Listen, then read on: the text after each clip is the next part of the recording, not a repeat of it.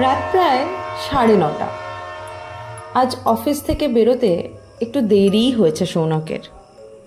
মা বারবার ফোন করছে, কিরে ট্রেন ধরলি? রাত হলো তো। প্রায় ছুটতে ছুটতে কোনো রকমে লাস্ট ট্রেনটা ধরে মাকে বলল, হ্যাঁ মা, উঠে পড়েছি, আসছি। ট্রেন ছেড়ে দিল। কামরাটা প্রায় ফাঁকাই ছিল, শুধু একদিকে কয়েকজন অতি ক্লান্ত পরিশ্রান্ত মানুষ জানলার ধারে বসে ঝিমোচ্ছে।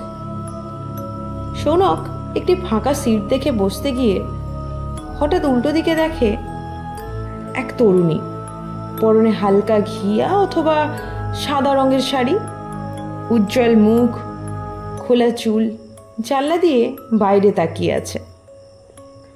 এত রাতে একা এইভাবে একটা মেয়েকে দেখে মনে মনে খানিকটা অবাক হয় সে। কৌতূহল নিয়ে মেয়েটির কাছে গিয়ে জিজ্ঞেস করে, আপনি কি রোজ একাই যাতায়াত করেন? মেয়েটি মৃদু হাসে, সম্মতিসূচক ঘাড় নাড়ে। সৌনক আর কথা বাড়ালো না।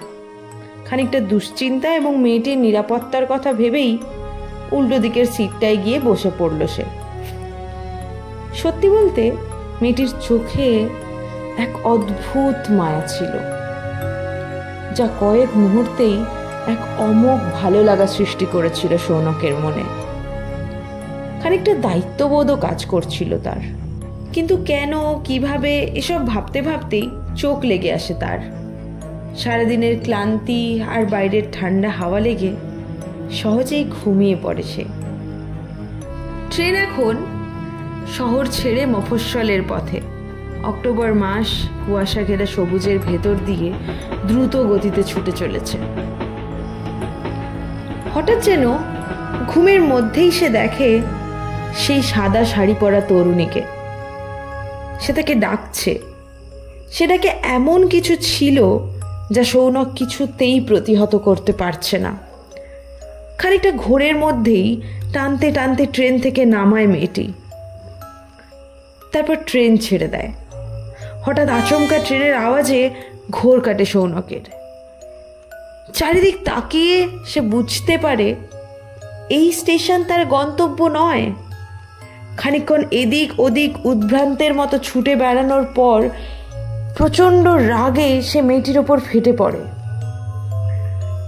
এমন জনপ্রাণীহীন একটি স্টেশনে অসহায়ের মতো দাঁড়িয়ে থাকে সে। চারিদিকে একটি মানুষও নেই। তারপর ধীরে ধীরে খানিকটা স্বাভাবিক হয়ে ঠিক করে স্টেশন মাস্টারের ঘরে গিয়ে কথা বলবে। খোঁজ নেওয়া দরকার যদি পরবর্তী কোনো ট্রেন পাওয়া যায়। যদিও মনে মনে মেয়েটিকে প্রচণ্ড দুষতে থাকে সে। এমন অদ্ভুত অভব্য আচরণের কারণটাই বা কি, সেটাই সে বুঝতে পারছে না। অবশেষে স্টেশন অফিসের দিকে পা বাড়ায় সৌনক। খানিকটা এগিয়েই দেখতে পায় স্টেশন মাস্টার একরকম হন্তদন্ত হয়ে নিজেই তার ঘর ছেড়ে বেরিয়ে আসছেন। চোখে মুখে আতঙ্কের ছাপ স্পষ্ট।